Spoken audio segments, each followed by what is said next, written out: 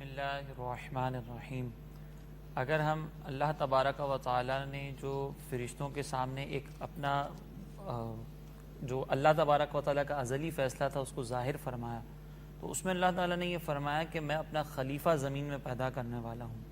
یہ وہ پہلی بات ہے کہ جس کی بنیاد پر پھر حق اور باطل کا وجود سامنے آیا، کہ جب حضرت آدم علیہ السلام کی تخلیق ہوئی تو وہاں پر پھر شیطان نے کھڑا ہو کر کہا کہ میں ان سے افضل ہوں، اور یہاں پہ پھر اس نے انکار کیا۔ فرشتوں نے تو سجدہ کر دیا، وہ اللہ تبارک و تعالیٰ کی بارگاہ میں سرخرو ہو گئے، لیکن وہاں پر پھر شیطان نے انکار کیا اور اللہ رب العزت کو کہا کہ میں ان نیک بندوں کے جو اس کی اولاد میں ہوں گے ان کے راستے پر بیٹھوں گا اور ان کو گمراہ کروں گا، اور سامنے اس نے کہا کہ میں باطل کو مزین کر کے ان کے سامنے پیش کروں گا۔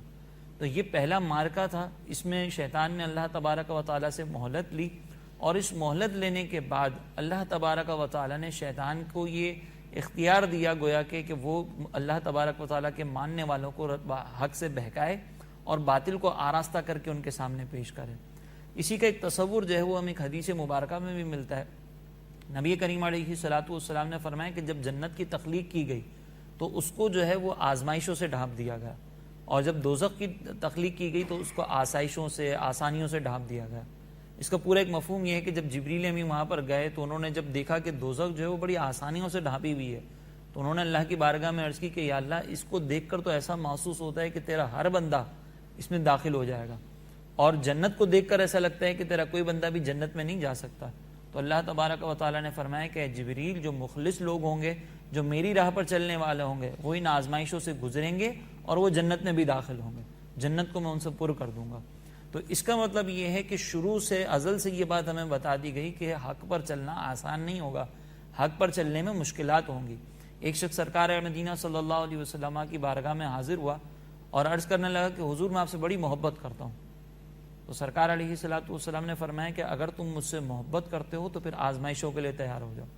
وہاں پر بھی ایک بتا دیا گیا کہ آزمائشیں اس پر آئیں گی۔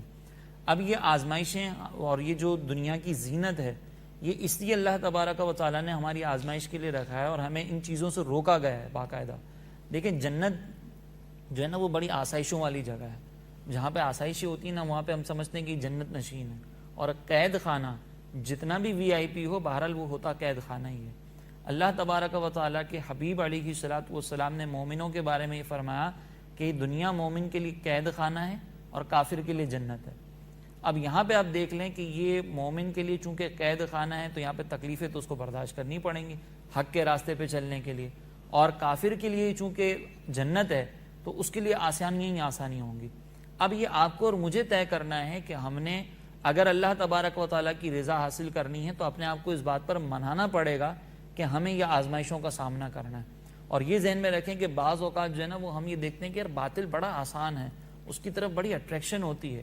یہ اٹریکشن اس وقت تک ہوتی ہے جب تک ہم نے حق پر چلنے کا جو لطف ہے، اس کی جو روحانی لذت ہے وہ ہم نے نہیں چکھی ہوتی۔ جب ہم وہ حاصل کر لیتے ہیں نا تو پھر ہمیں باطل پر چلنا مشکل ہو جاتا ہے۔ یہ آپ دیکھیں کہ صحابہ کرام رضوان اللہ تعالی علیہم اجمعین، ان کا جو اسلام سے پہلے ایک انداز تھا اور اسلام کے بعد جو ان کا انداز تھا، زندگی میں یوں سمجھ لیں کہ ایک بہت بڑا چینج ان کے انقلاب آیا تھا کہ پہلے وہ باطل کے راستے پر چل رہے تھے ایمان لانے سے قبل،